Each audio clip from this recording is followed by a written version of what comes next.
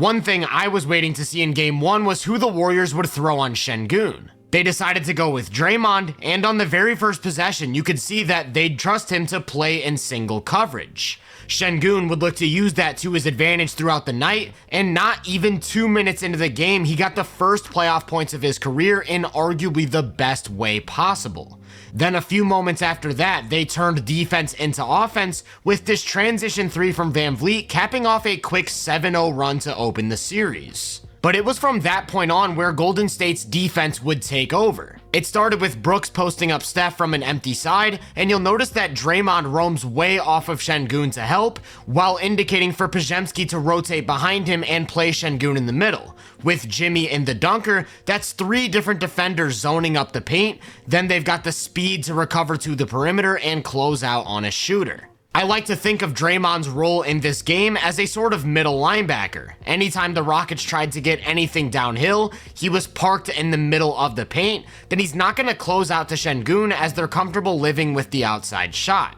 That really stood out on this play where Steph found himself cross-matched with Jalen Green. As soon as he starts to isolate, here comes Draymond to park himself in a potential driving lane, then with Jimmy also cheating way over to help at the nail, all Steph has to do is press up on the ball, move his feet, and force a tough jumper.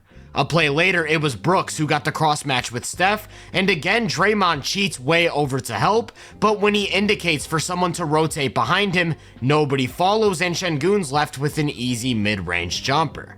Hunting for Steph and playing one-on-one was a huge theme for Houston's offense in this game, especially when Jalen Green was on the floor. They started a ton of their possessions with a high ball screen from a wing to get the switch onto Steph, but notice how Jimmy and Draymond both immediately get into position to play the gaps, so once again all Steph has to do is move his feet and get a hand up to make it a tough look from outside.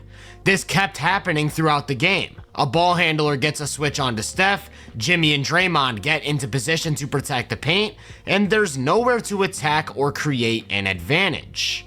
In game 1, the Rockets attempted 16 shots with Steph as the primary defender. Of those 16, they made 4, or 25%, and while I think most of that has to do with those perfect rotations behind the play, let's not take away from his individual defense getting after it from start to finish.